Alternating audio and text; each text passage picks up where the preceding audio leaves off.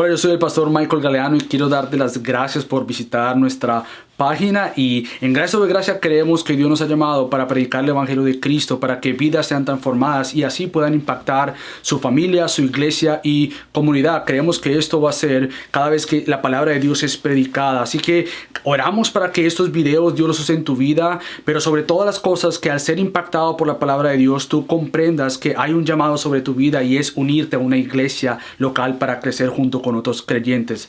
Así que si tú vives en el sur de la Florida y no asistes a una iglesia, queremos invitarte. Ven, únete a Gracia sobre Gracia para juntos crecer y ser más como Cristo. Y si no vives en el sur de la Florida, encuentra una iglesia donde la palabra de Dios sea predicada, porque es la única manera que seamos transformados. Así que gracias nuevamente por visitarnos y espero que Dios use este recurso en tu vida.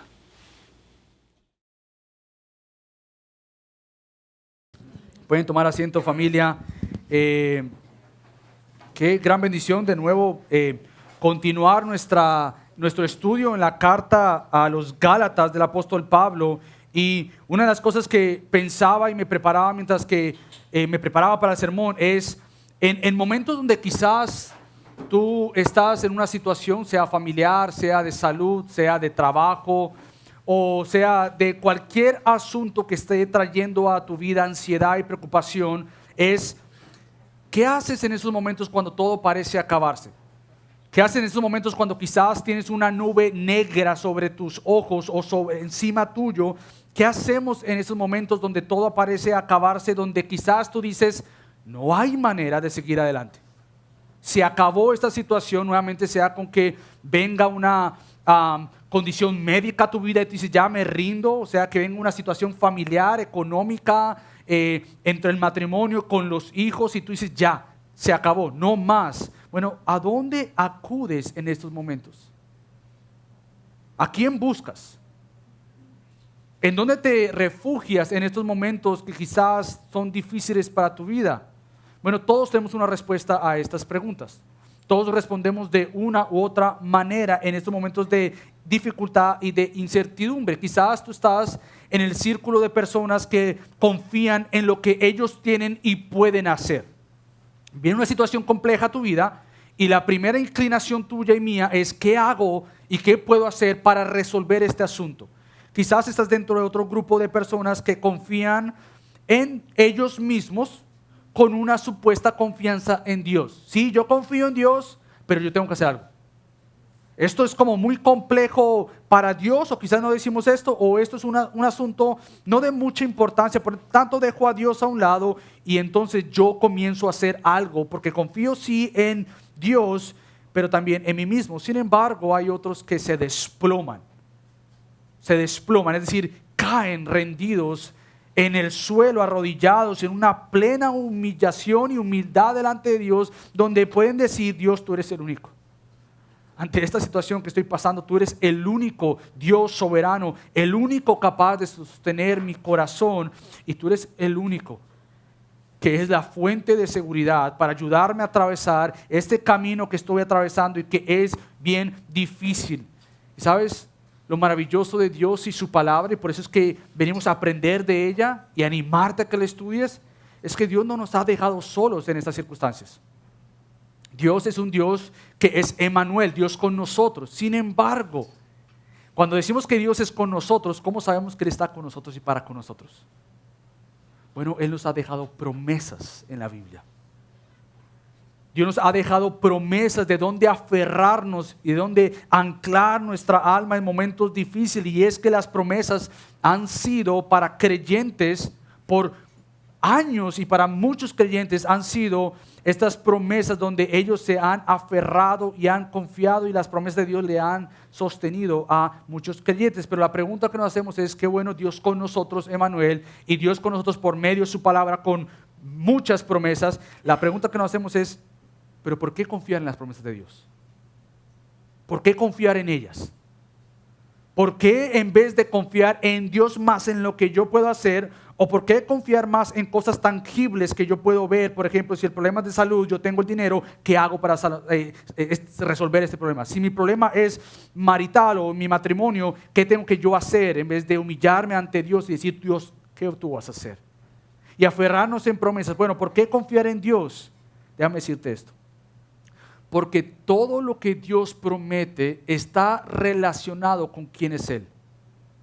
Todo lo que Dios promete y está revelado en su palabra, en realidad nos muestra quién es Dios. Así que si esto es la base de lo que nosotros confiamos en sus promesas, porque nos muestra quién es Él, entonces confiar en las promesas de Dios solo será posible si tú conoces a Dios. Si las promesas de Dios no muestran quién es Dios, entonces para nosotros confiar en las promesas de Dios tenemos que conocer a Dios. No hay manera en que yo te diga, te prometo tal cosa, y tú dices, pero ni te conozco.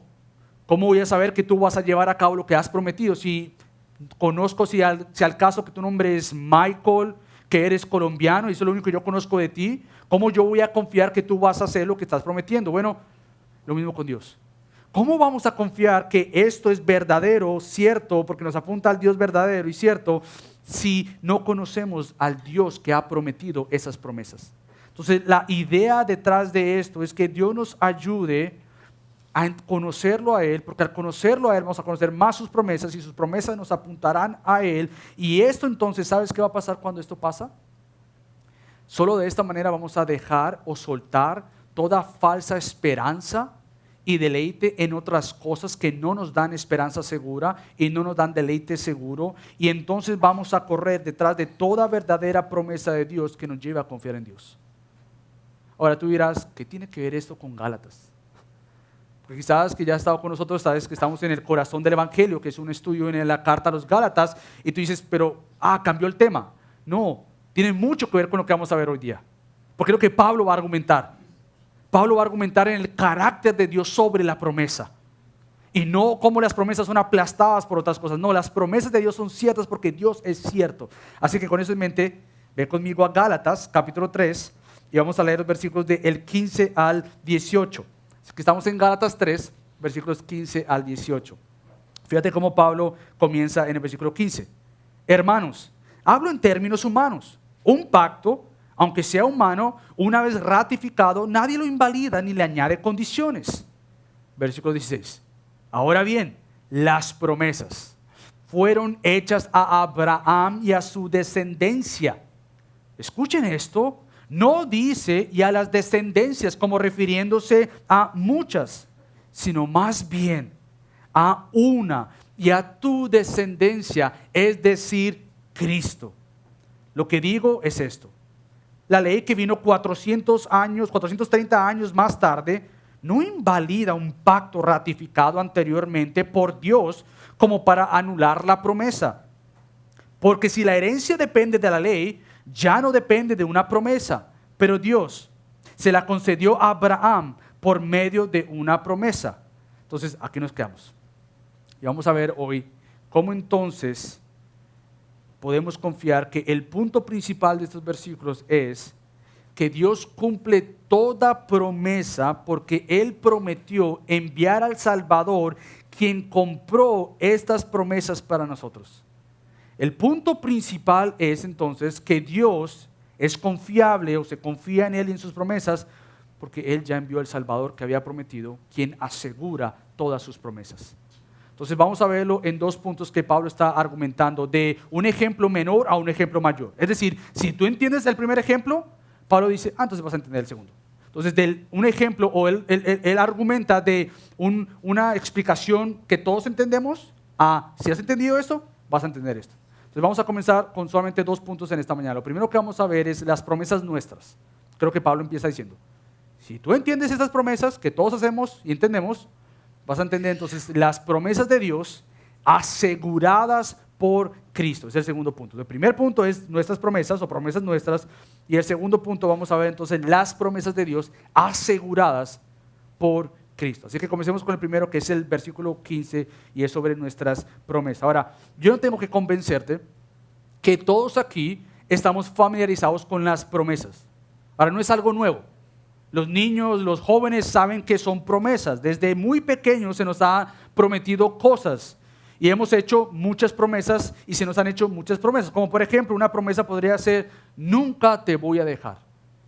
Eso lo hemos prometido quizás a tus hijos Tú le has dicho, créeme que yo nunca voy a dejar de ser tu papá y nunca voy a dejar de ser tu mamá. O amigos, te prometo que siempre vamos a estar juntos.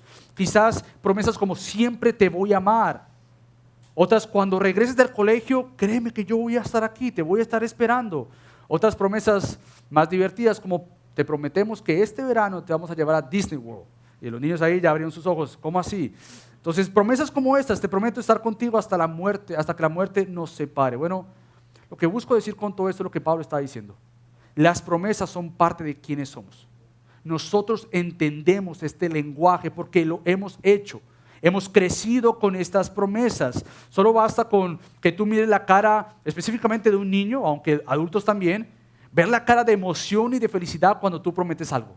Te prometo que si te duermes, mañana te voy a dar, y tú ya ves esa cara de alegría. O te prometo que vamos a trabajar fuerte estos 6 meses, pero te prometo que en el verano vamos a tomar unas vacaciones. Bueno, todos entendemos ese tipo de lenguaje. Ahora también todos entendemos que hay momentos donde estas promesas que tú has hecho o que se te han hecho no han sido cumplidas. Y son momentos tristes. Entonces, por un lado entendemos que todos nosotros somos personas que hacemos promesas o se nos hacen promesas, pero por otro lado, muy importante también para nosotros es entender que muchas veces nosotros también hemos hecho promesas que no han sido cumplidas. Pero es importante entender esto. ¿Por qué? Porque nosotros vivimos en un mundo manchado por el pecado. Ahora, ¿por qué hablar de esto en una iglesia? Bueno, porque parte de muchas veces dudar en las promesas de Dios y en lo que Dios ha dicho es porque muchas veces humanizamos las promesas de Dios. Es decir, si yo no cumplo, Él no cumple, Él tampoco va a cumplir. Pero parte de nosotros entender que Dios es diferente, aunque estamos en un mundo manchado por el pecado, que ha sido manchado por nuestros pecados, que han arruinado promesas que hemos hecho o que se nos han hecho. Y sin embargo, aunque nosotros vivimos en este mundo que ha sido manchado por el pecado, afectado por el pecado, también conocemos que a pesar de esa condición en nuestro corazón, seguimos confiando en promesas. ¿No es así? Seguimos confiando en que si tú prometes algo y yo prometo algo y una vez esa promesa hecha ya una realidad o esa promesa ya se ha ratificado, como Pablo dice, entonces esperamos que se lleve a cabo esa promesa. Es como, por ejemplo, imagínate que tú dejas tu testamento. Y tu testamento es tu voluntad escrita de cosas que tú quieres dejar. Promesas. Aunque tú no las llames promesas, son promesas. Mira, cuando yo muera esto te va a quedar a ti. Son promesas. Son testamentos, es un testamento, una voluntad que tú haces. Entonces, imagina tú dejando un testamento escrita a tu voluntad con promesas a tus hijos o familiares. Nadie, una vez esa persona muere o fallece, nadie al final de ese evento, esa persona muere, ya lo que se va a hacer es, ok, ¿dónde está su voluntad? ¿Cuál es su testamento? ¿Cuáles son sus promesas? Nadie va a venir una vez esta persona ha fallecido a decir, no, cambiemos lo que él escribió. No, una vez tú escribes tu voluntad y tú mueres, bueno, se espera que ese testamento se lleve a cabo porque así fue como la persona lo escribió, así fue como esa persona lo prometió antes de morir. Así que cuando esa persona muera, eso se tiene que entregar. Bueno, eso es lo que Pablo está hablando acá. Pablo está hablando en el versículo 15, hermanos, habla en términos humanos. Es decir, déjeme explicarle humanamente antes de yo entrar a lo más importante que es el pacto de Dios. Entonces, déjeme hablar de pactos nuestros, promesas nuestras. Si una vez ya un pacto entre nosotros es ratificado, nadie lo va a invalidar, nadie le va a añadir condiciones. Y Él hace esto para entonces ayudarnos a entender las promesas de Dios. Entonces lo que hace Pablo nuevamente es, nos da un ejemplo que todos entendremos, para que entonces así nosotros entendamos, si esto es entre nosotros, que debe ser cumplida, a pesar de que vivimos en un mundo manchado por el pecado, ¿cuánto más Dios que no tiene pecado? ¿Cuánto más Dios que no está dentro de este mundo manchado por el pecado? Él trasciende lo creado a pesar de que este mundo ha sido manchado por el pecado. Él no está bajo esto que tú y yo estamos, bajo un corazón manchado por el pecado. Él no está así. Entonces Pablo nuevamente nos ayuda a entender, si esto es entre nosotros y confiamos en que vamos a cumplir lo escrito en una voluntad o en un testamento, ¿cuánto más nosotros confiar entonces en las promesas de Dios? Ahora, antes de nosotros entender estas promesas, es importante entender lo que la Biblia dice cuanto a los pactos de Dios. Quizás tú has escuchado esto antes, quizás tú has escuchado pactos, o quizás nunca has escuchado y dices, esta es la parte del sermón que yo cierro mis oídos porque está como un poco complejo, no voy a entender. No, yo quiero que tú prestes atención. Es muy importante para nosotros entender cómo es que la Biblia habla de los pactos de Dios y las promesas de Dios. Entonces, para empezar, déjame definir lo que es un pacto, porque quizás tú no, bíblicamente, no estamos hablando de pactos humanos, no, bíblicamente un pacto, cuando Dios habla en su Biblia de pactos, ¿qué se refiere Él con estos pactos? O en inglés, covenants. ¿Qué son este covenant, este pacto que Dios ha hecho? Bueno, un pacto bíblicamente es el compromiso de entrar en una relación electiva. ¿Para qué quiero decir con esto? Es decir, Dios ha escogido Él mismo entrar en una relación con seres humanos como tú y como yo. Es decir, Él escoge con quién entrar en una relación. Él llama, Él elige y Él decide entrar en una relación con seres humanos como tú y como yo. Ahora, esta relación o este pacto que Él entra voluntariamente, por eso es que tú ves en la creación, por ejemplo, que Dios entró en un pacto con la creación, con Adán y Eva. Él entró con un pacto con Noé. Dios no le dijo a Dios, bueno, ¿qué vamos a hacer? Yo pacto. No, Dios entró en un pacto con Noé. Dios entró en un pacto, como vamos a ver, con Abraham, con Moisés, con David. Todos estos son pactos que Él ha iniciado y estos pactos, estas relaciones están bajo un juramento. Yo juro hacer esto. Yo prometo hacer esto, yo prometo llevar a cabo esto, yo prometo estas promesas, o yo me comprometo a llevar estas promesas, a promesas que contienen bendiciones, siempre y cuando aquel con quien Él ha entrado en una relación se mantenga fiel a esa relación. Eso es importante, porque tú vas a ver muchas promesas del Antiguo Testamento y tú dices, pero Israel, ¿qué le pasó? Porque Israel fue infiel a este pacto, infiel a esta relación. Por eso es que Dios en la Biblia va a llamarle a su esposa que se ha ido y ha cometido adulterio. Ella, es decir, Israel, ha fallado al pacto. Dios nunca ha fallado al pacto. Entonces, estas promesas traen bendiciones siempre y cuando las personas obedezcan y sean fieles a Él. Pero de no ser así, Dios también dice, van a venir maldiciones. Que cuando el pueblo o aquel que Él ha pactado con no se mantiene fiel a Él, entonces vendrán estas maldiciones por consecuencia del pecado. Ahora, quizás tú dices, wow, ok, genial, qué bueno, ¿de qué me sirve entender todo esto?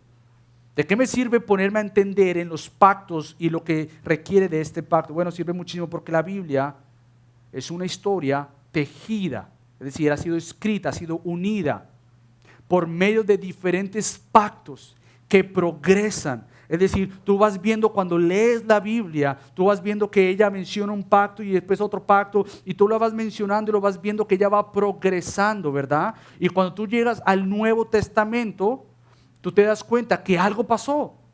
Y que empiezan a hablar, por ejemplo, Pablo, de un nuevo pacto. Bueno, los pactos en el Antiguo Testamento van progresando hasta llegar al pacto mejor y mayor, que es el pacto de Dios de hacer un nuevo pacto, el nuevo pacto en Cristo. Ahora, si nosotros no entendemos estos pactos, nunca entenderemos cómo entonces Dios se relaciona con nosotros y cómo nosotros confiar en sus promesas.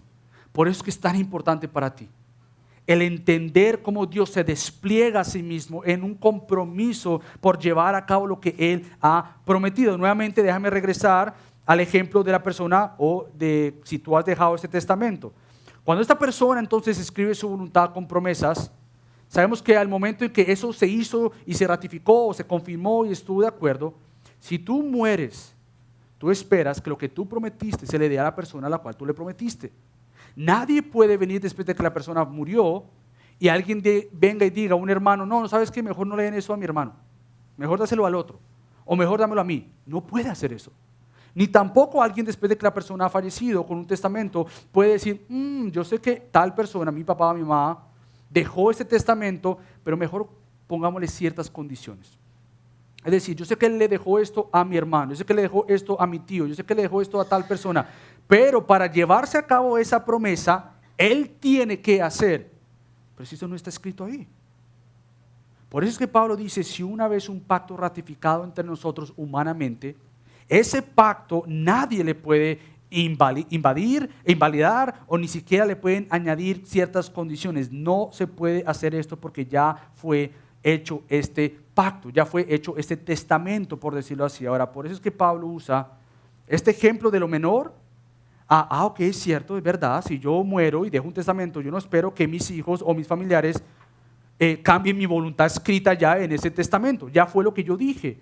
Si eso es entre nosotros, entonces Pablo ahora se mueve a explicarnos otra vez el argumento de que es mucho mayor, y es que si humanamente nosotros estamos de acuerdo con algo y no se puede cambiar, él llega a la iglesia de Galacia o a las iglesias de Galacia y dice, entonces, ¿cómo han creído ustedes que estas promesas de Dios por fe a Abraham vayan a ser cambiadas por la ley de Moisés? Esto es todo lo que le está tratando de llegar acá, y por eso es que aquí se relaciona todo lo que estaba explicando hasta ahora. El punto de su ejemplo humano es para que lleguemos a la iglesia de Galacia y ahí con sus oídos bien abiertos, él le dice a la iglesia de Galacia, ¿cómo es posible que entonces las promesas de Dios con Abraham, el pacto de Dios con Abraham, vaya a ser violentado o vaya a anular o invalidar o a cambiar las promesas de Abraham que ahora con Moisés supuestamente está haciendo? ¿Cómo puede Dios cambiar sus promesas? Eso es imposible. Ahora la pregunta que nos hacemos, ¿puede Dios entonces decir, ahora que le ha prometido a Abraham, y después decir, yo te voy a hacer una familia grande por medio de la fe en aquel descendiente que es Cristo, y decir, yo te voy a prometer hacer una familia grande, y de repente después Dios decir, pero ¿sabes qué? Mejor cambiemos los planes. Yo sé que dije tal cosa, pero ahora mejor que dependa de ustedes ser familia mía. Ahora, yo sé que le dije a Abraham que por fe yo iba a ser una familia grande por medio del descendiente Jesús. Yo sé que yo dije eso, pero ahora con Moisés lo que quiero decir es que, bueno, depende de ustedes ahora. Obedezcan para entonces ser mi familia. Pablo dice, no, esto no funciona así con Dios. Gálatas, ¿cómo ustedes han pensado que Dios va a invalidar lo que Él ya ha prometido con Abraham? ¿Por qué ustedes ahora están yendo a cambiar la voluntad de Dios ya revelada en el pacto y las promesas que se le dio a Abraham? Dios nunca va a cambiar porque sus promesas son fieles, porque Él es fiel.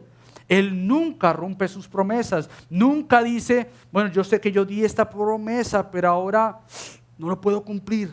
Lo siento. Yo sé que yo la prometí hace un año, yo sé que yo prometí la palabra, mi palabra está escrita, revelada y confiable, pero yo creo que lo que dije ahí me exageré. Yo no puedo cumplir eso. Yo no soy tan poderoso como tú pensabas. No, ese no es el Dios el cual la Biblia presenta. Dios no va a incumplir sus promesas nuevamente porque sus promesas están conectadas a quien es Dios, el Todopoderoso, el Soberano, el que no cambia, el inmutable, Él no cambia, Él es el mismo siempre. Ayer y hoy por siempre. Por eso que dice, yo soy el alfa y la omega, el principio y el fin. Entonces nunca abandonará sus pactos, ni nunca abandonará a las personas con las que Él ha pactado. Nunca, escucha esto, te olvidará. Si tú has creído en Cristo, Dios nunca te olvidará. Nunca te dejará de hacer el bien a pesar de la circunstancia en la cual tú te encuentras y todo lo ves como que Dios está en contra tuyo. Dios nunca va a dejar de buscar el bien en ti, por más que uses circunstancias difíciles que te están rodeando a ti. ¿Y sabes por qué las promesas de Dios no dependen de nosotros? Porque bíblicamente el problema no son las promesas de Dios. Bíblicamente tú ves que el problema es el corazón de la humanidad. El problema somos nosotros, que nosotros no hemos sido fiel a Dios. Es que nosotros no hemos creído en Dios, nosotros no hemos confiado en Dios, no hemos puesto nuestra confianza y nuestra fe en el único capaz de llevar todo a cabo, en el único que es Cristo, el perfecto. Él sí obedeció perfectamente. Por eso es que Dios siempre ha pactado a la luz o bajo el fundamento del nuevo pacto. Cuando Él promete en el Antiguo Testamento y tú ves que el pueblo falla, y tú dices, pero Dios, qué paciente eres. Sí, Pablo dice que Él ha pasado tantos pecados porque es que venía uno que iba a cumplir toda la palabra de Dios, uno que realmente iba a comprar un pacto seguro para asegurarnos a nosotros las promesas de Dios. Por eso es que Pablo ahora se mueve ya si hemos entendido que entre humanos pactamos o juramos o prometemos, y aunque muchas veces no cumplimos, se sabe que se debe cumplir. Ahora Pablo ya se muda en el versículo 16 al 18 a decir, ahora bien, Movámonos ahora a las promesas de Dios aseguradas en Cristo. Esta semana leía con Priscila, como les dije hace unas semanas, que esperaba que ella tuviera 5 años para leerle toda la Biblia con una Biblia de niños, pero que cuenta las historias de Dios. Y ya con 5 años ya hemos estado leyendo, y ya esta semana llegamos precisamente a la historia de Abraham y este pacto que Dios hace con Abraham. Y recuerdo con Priscila estando ahí y vimos que Dios le prometió a Abraham un hijo y nace Isaac. Yo le dije, mi amor, ¿y sabes qué? El nacimiento de Isaac era tan solo un ejemplo, es decir, como una sombra, como algo mucho mejor que iba a venir, el nacimiento de alguien más. ¿Tú sabes quién es ese, mi amor? Yes, baby Jesus. Exactamente, amor. Mi deseo es que nosotros empecemos a leer la Biblia con ojos en Cristo. Que si tú estás leyendo el Antiguo Testamento, tú pienses cómo Cristo cumplió esto, cómo esto me apunta a Cristo, cómo esto me muestra que Dios escribió la Biblia relatándome cada uno de sus eventos con el fin de que uno iba a llegar. Por lo tanto, la Biblia no se trata de Abraham o de David o de Moisés o de Israel, ni de ti ni de mí. La Biblia se trata de uno que iba a venir y que Él ya había prometido en Génesis 3:15, que Él mismo iba a levantar un descendiente, un hijo, por decirlo así, y que iba a cuidar a Eva para que este hijo naciera. Por eso que vemos en Génesis 3:15, Dios levantaría y cuidaría al descendiente de Eva, que haría guerra con la serpiente, que es Satanás, y lo vencería o le aplastaría la cabeza. Bueno, todo lo que estamos viendo hasta ahora es que a partir de esta promesa en adelante, Pablo está regresando atrás y decir, Dios ya había prometido esta promesa. Dios ya había garantizado que poco a poco la historia iba a revelar que la simiente o el descendiente, aquel que iba a asegurar las promesas, no era Abraham, no era Moisés, no era David, no era el pueblo de Israel, no era la iglesia. Quien iba a asegurar las promesas de Dios era mismo Dios por medio de su Hijo Jesucristo. Él iba a asegurar todas las promesas de Dios y el cumplimiento y el disfrute de estas nuevas promesas. Entonces, ¿por qué es importante hablar de esto? Bueno, porque Dios había prometido un nuevo pacto. ¿Qué es este nuevo pacto? ¿Y por qué es importante para mí conocer bajo esto que la iglesia está y es el nuevo pacto? ¿Qué es este pacto? Bueno, yo creo que vayas conmigo a Jeremías, capítulo 31, que es tan solo uno de los tantos versículos que encontramos en el Antiguo Testamento que nos muestran qué es este nuevo pacto. ¿Qué es esto que Pablo puede decir? Eso lo compró Cristo. Por lo tanto, no vayan a Moisés, no vayan simplemente a Abraham, vayan a Cristo para decir que Él es el que ha cumplido esto. ¿Dónde está? Jeremías, capítulo 31. Y déjame leerte del versículo del 31 al 34. Fíjate lo que dice Jeremías, años antes que Jesús y años antes que Pablo. He aquí, vienen días, declara Yahweh o el Señor, en que haré con la casa de Israel y con la casa de Judá un nuevo pacto. No como el pacto que hice con sus padres el día que los tomé de la mano para sacarlos de la tierra de Egipto. Está hablando del pacto de Moisés o el pacto con Israel. Aunque fui un esposo para ellos, declara el Señor, antes de eso, para sacarlos de la tierra de Egipto, mi pacto que ellos rompieron, ¿viste? Y fíjate lo que dice la Biblia, aunque fui un esposo para ellos, declara el Señor, porque este es el pacto que haré con la casa de Israel después de aquellos días, declara el Señor. Pondré mi ley dentro de ellos y sobre sus corazones. Ahí estaba el problema de la humanidad. Pero aquí está la solución de la humanidad, un nuevo corazón.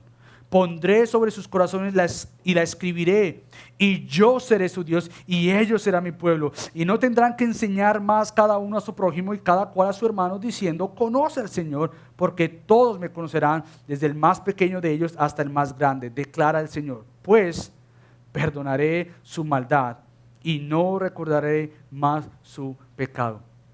Parte de este nuevo pacto que Pablo va a referirse aquí en Cristo y el cumplidor de las promesas, es que bajo este nuevo pacto tú tienes un corazón bajo la llenura del Espíritu Santo. Tú como creyente tienes un nuevo corazón Un nuevo corazón que ahora desea o debe desear a Dios, debe tener apetito por Él, y que cuando no tiene apetito por Él, por la llenura del Espíritu Santo, ruegas que te dé más sed y deseo por Dios, más de Él. No simplemente es que tienes un nuevo corazón bajo la llenura del Espíritu Santo, pero también esta llenura te va a llevar a conocer más a Dios. Porque ahora tú puedes conocerle a Él por medio de su palabra.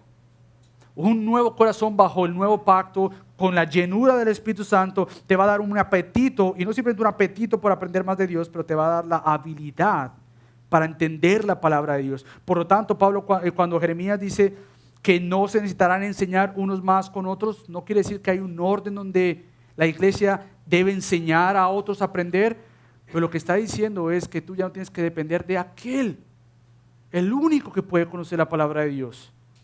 Un rabí, un pastor, el único es el que puede conocer la palabra de Dios. No, Dios ha dado su palabra a su iglesia, y por lo tanto tú la puedes conocer como un nuevo corazón, para entonces entender que eres su iglesia, que eres su pueblo. Pero también algo precioso aquí es que Dios te ha perdonado. Estas promesas del nuevo pacto involucrarían que Dios te iba a perdonar una vez y para siempre bajo la obra sustitutiva de Cristo. Es decir, Él tomó este lugar. Él, dice Jeremías, ya no más recordaré su pecado. Ahora, ¿por qué esto es importante para mí? Quizás tú eres el tipo de persona que pecaste y lo que viene a tu mente es la vergüenza del pecado, y una vez confesado tu pecado, sigues sintiendo esta vergüenza, y Satanás usa esa vergüenza para decirte cómo tú vas a ser creyente y aplastarte y desanimarte y quitarte el gozo de tu salvación. Bueno, tú vas a Jeremías y dices: Padre, realmente tú me has perdonado en Cristo.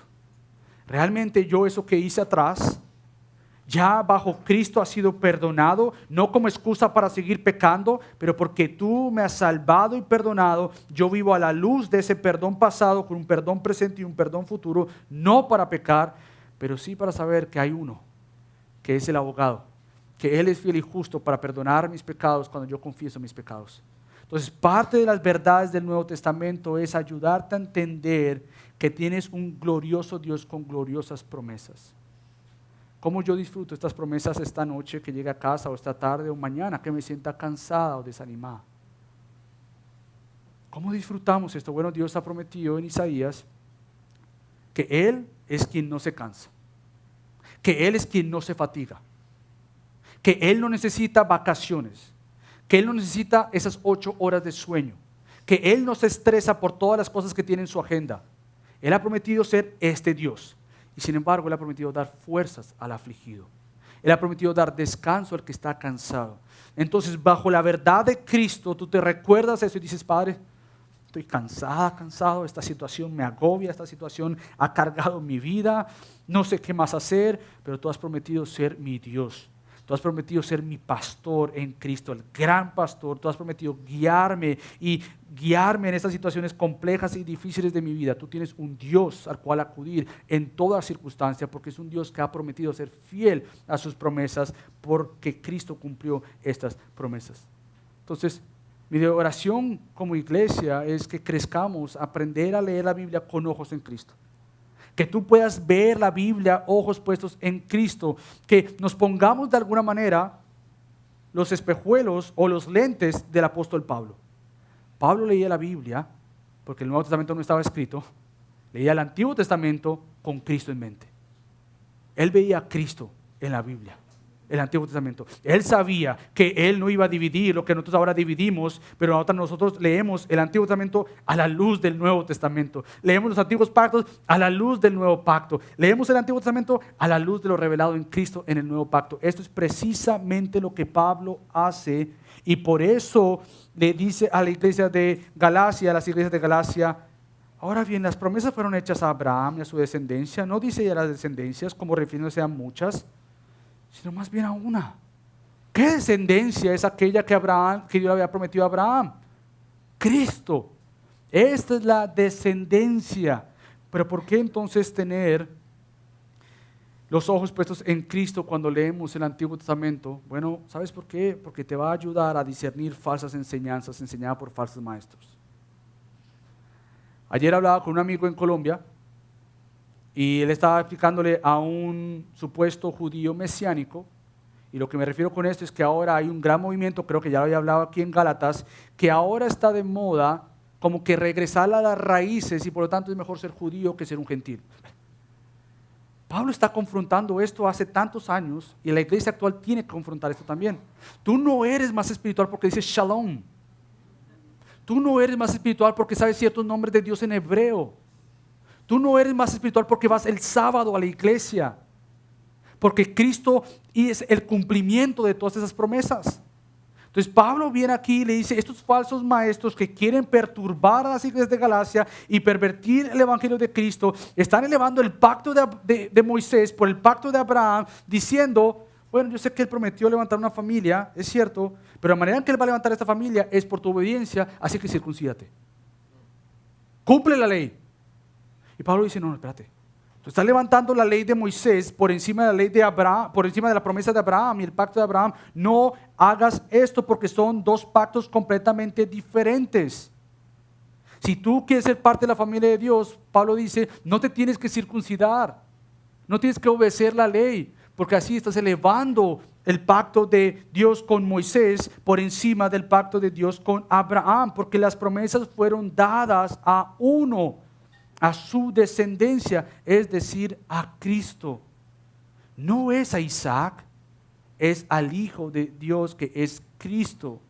Todas las demás promesas que vendrían serían compradas por este descendiente. Por eso es que Pablo dice, es imposible que las bendiciones y las promesas de Abraham cambiaran 430 años después que vino la ley de Moisés. Pues que Pablo te está ayudando a leer la Biblia y le está ayudando a leer la Biblia a estas personas. No vayas a Moisés, ve a las promesas de Dios, porque por medio de las promesas de Dios vas a poder entender las promesas también o lo que trae la ley. Son dos pactos completamente diferentes. El pacto de Abraham está fundamentado en la promesa, en la gracia. Dios le dio justicia a Abraham por creer en las promesas de Dios, que él traería un descendiente, mas el pacto con Moisés está fundamentado en la ley. Es decir, a Abraham se le prometió un prometido, un hijo, un heredero, es Cristo. Este iba a venir y lo que se le prometió o lo que se le dio a Moisés fue la ley. Es decir, de esta manera es que ustedes tienen que vivir en relación conmigo. La ley fue dada a un pueblo ya en una relación con Dios. La ley no fue dada para que el pueblo hiciera eso y entonces entrara en una relación con Dios. No, Dios le dio a Moisés la ley una vez ya había redimido, ya había liberado al pueblo de Israel de Egipto. Y ahora le dice, yo les he mostrado mi fidelidad y he sido fiel a mis promesas de Abraham y a mis promesas de Génesis 3:15. He visto a mi pueblo en cautiverio, lo voy a rescatar, los saca con mano poderosa, los libera. Moisés canta, Éxodo 15. Ahora les voy a dar mi ley. ¿Para qué? ¿Para entrar en una relación con Dios? No. Porque ustedes son mi pueblo y yo soy su Dios. Por lo tanto, tienen que vivir bajo mi carácter. Tienen que vivir como yo soy. Sé santo porque yo soy santo. ¿Y qué quiere decir esto, Dios? Aquí está la ley. Aquí está la ley. La ley no fue dada al pueblo de Israel para entrar en una relación con Dios. La ley fue dada a un pueblo que Dios en su gracia ya había escogido para entrar en una relación con ellos. La ley fue dada para que ellos supieran, ¿eres tú Dios? Sí. ¿Y qué diferencia hay entre tú y el Dios del sol? ¿O el Dios de la luna? ¿O el Dios de lo otro? Que había tantos otros dioses ahí. Déjame explicarte qué diferencia hay entre estos falsos dioses y yo. Es que yo soy el creador. Y yo soy el único merecedor de toda gloria. Por lo tanto, no van a tener otros dioses delante de mí. Por lo tanto, van a cuidar de amar al prójimo verdaderamente, comenzando con tu esposa, y vas a ser fiel a ella. Por lo tanto, vas a enseñar estas grandes verdades. Toda la ley fue dada para que el pueblo de Israel supiera cómo vivir con este Dios que había pactado con ellos. Pero nuevamente, en la misma ley encontramos que el problema no es la ley. El problema es el corazón, que al ver la ley dice, gracias, pero no. O, gracias, voy a hacerlo en mis fuerzas. Tampoco. La ley ni te ha llamado a que tú la obedezcas solo, porque es imposible. La ley tampoco te ha llamado, o la Biblia no te ha llamado a ser tu propio Salvador. Por eso es que Pablo llega a la lógica conclusión de decirle a la familia de Galacia, familia, ustedes son familia de Dios, no por lo que ustedes pueden hacer. No porque la ley de Moisés dice circuncídense, entonces pues serán familia de Dios. No, ustedes no son familia de Dios por lo que ustedes pueden llegar a ser delante de Dios. Ustedes son familia de Dios por lo que Cristo ya hizo por ustedes. Porque una vez, si la promesa depende de tu obediencia, dice Pablo, ya deja de ser promesa. Ya dejaré de hacer una promesa. Si tú le pones a las promesas de Dios a Abraham de levantar una descendencia y este descendiente, esta familia que iba a venir por medio de Cristo, si tú le levantas ciertos comportamientos tuyos, cierta actitud tuya o cierto cumplimiento tuyo, entonces va a dejar de ser lo que es, una promesa. Y se va a convertir entonces en dada una ley para ti para que tú te ganes ese lugar. Por eso es que Pablo recuerda que la promesa de Jesús, de Pablo, fue otorgada y comprada por Jesús. Esta promesa a Abraham iba a venir por medio de un heredero perfecto, el heredero prometido, y era Cristo. Nosotros entonces somos herederos de Cristo. Ahora, ¿por qué leer la Biblia así? ¿Por qué cuando Pablo va a Abraham, las promesas de Génesis 12, 15, 17, y por tiempo no vamos a ir allá, pero cuando tú ya que has escuchado esto anteriormente entiendes, ¿por qué ir allá y ver como que esta promesa es Cristo y nada más? Bueno, porque Pablo dice lo siguiente en 1 Corintios, dice lo siguiente. 2 Corintios, capítulo 1, versículo 20, dice lo siguiente. Pues tantas como sean las promesas de Dios, en Él, en Cristo, todas son sí. Por eso también por medio de Él, amén, para la gloria de Dios por medio de nosotros. Lo que Pablo está diciendo es toda promesa de Dios cumplida por Cristo es comprada por Cristo para ser disfrutada por su iglesia. Toda promesa de Dios que Él ha dado a su pueblo, tanto en el Antiguo como en el Nuevo, tienen una culminación, una mirada en Cristo, y por Cristo y solamente por Cristo puede ser disfrutada por su pueblo. Ahora, eso no quiere decir que toda promesa del Antiguo Testamento o del Nuevo Testamento es de alguna manera disfrutada por ti. Y hay ciertas promesas que serán disfrutadas en la eternidad y no aquí. Y hago aclaración con esto, porque hay muchas promesas que tú puedes decir, pero yo no las veo hoy. Bueno, Dios en su buena mayordomía, en su buena sabiduría, ha decidido qué promesas disfrutar, que disfrutemos hoy. Pero todas las promesas son compradas en Cristo. Sí, eso sí. Es el amén en Cristo, eso sí.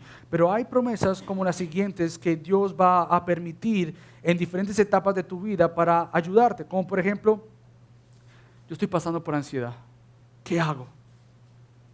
¿Qué hago si hay esta situación en mi vida que me está trayendo mucha ansiedad sobre mí? Bueno, tú vas a Filipenses 4, 6 al 7 y te recuerdas que regocijaos en el Señor, siempre os diré regocijaos. Que toda ansiedad nuestra, por decirlo así, sea dada a Dios por medio de oración. Y la paz de Dios, que sobrepasa tu entendimiento, gobernará tanto tu mente como tu corazón en Cristo Jesús.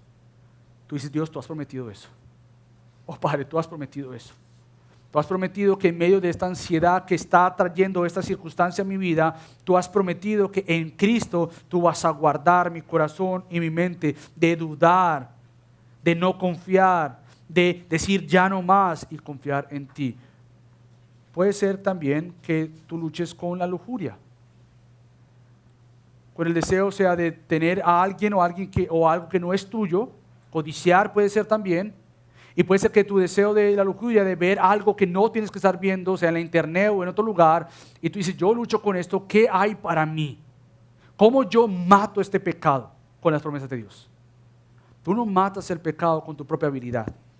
Tú no matas tu pecado golpeándote a ti mismo y diciendo, yo no voy a hacer eso, yo no voy a hacer eso, yo no voy a hacer eso. No, tú matas falsas esperanzas y ofrecimientos del pecado con verdades seguras de Dios. ¿Y cómo haces esto? Bueno, por ejemplo, tú vas a Mateo 5:8 y dices, Padre, tú has prometido que que todos los de corazón limpio verán a Dios. Y Padre, eso para mí es mucho más glorioso y verdadero que lo que yo puedo estar aquí viendo y perdiéndome de disfrutar lo verdadero que eres tú. Así que Padre, ayúdame a tener un corazón limpio, Padre, que esta mentira propagada o enseñada en esta página o aquí afuera, Dios, yo no quiero eso porque eso no satisface mi vida, Padre, pero tú has prometido que todos los de corazón limpio te verán a ti, Padre, yo te quiero ver a ti. Haz esto en mí. Bueno, quizás para ti sea también la lucha con el temor al fracaso. Es que yo no sé si yo voy a poder llegar al Señor en un futuro, yo no sé si yo voy a mantenerme creyente, yo no sé si voy a confiar en Dios, viene esta lucha con el fracaso, bueno, y tú te recuerdas a ti mismo, Filipenses 1:6. Padre, tú has dicho que aquel que comenzó tan buena obra en vosotros, la perfeccionará hasta el día de Cristo. Padre, yo no dependo de mí, yo dependo de ti. Yo veo áreas en mi vida donde tengo que crecer, pero Padre, veo otras áreas que no he crecido. Dios, tú has prometido obrar en mí.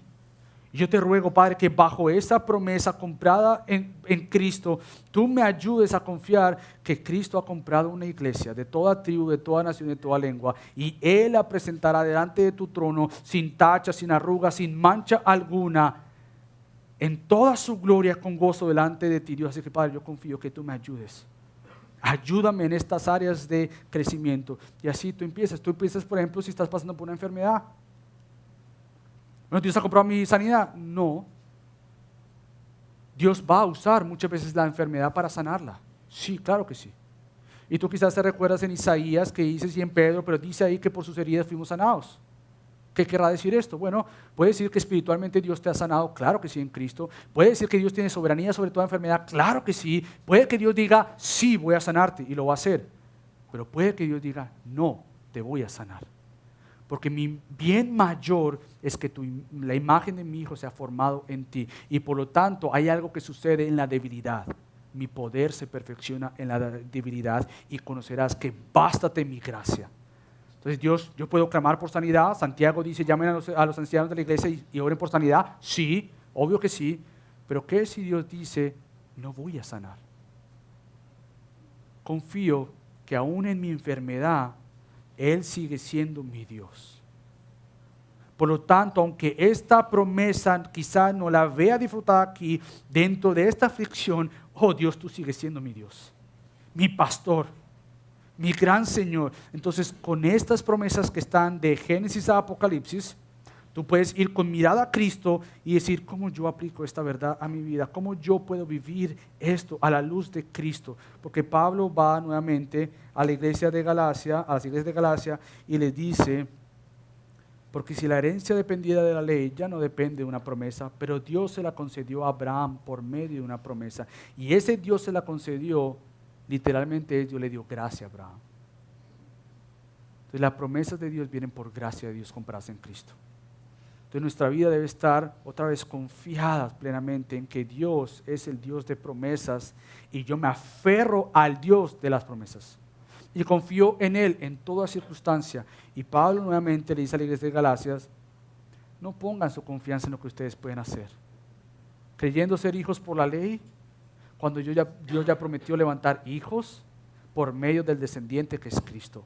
A Él mírenlo, no se miren a ustedes mismos. Vean todo a la luz de Cristo, porque es la única manera de poder entender la palabra de Dios. Y esto te corresponde a ti como creyente. Que disfrutemos mañanas, tardes o noches de decir, yo quiero ver más a Cristo. Muéstrame a Cristo. Y esto es obra del Espíritu Santo. Así que oremos, familia. Padre Dios, te damos gracias por esta mañana. Gracias por tu gracia. Gracias por comprar este nuevo pacto en Cristo. Gracias por darnos salvación segura. Gracias por comprarnos estas promesas, que sobre toda promesa es que tú has prometido ser nuestro Dios. Qué gran bendición. Que al verdadero y único Dios llamemos Dios. Ayúdanos, Padre, a confiar entonces el resto de tu palabra, aprendiendo a que siempre se va a hacer tu santa y perfecta voluntad. Y en esta santa y perfecta voluntad el propósito es que tú nos muestres más a Cristo como glorioso. Así que ayúdanos, Padre, te damos gracias en el nombre de Cristo Jesús. Amén.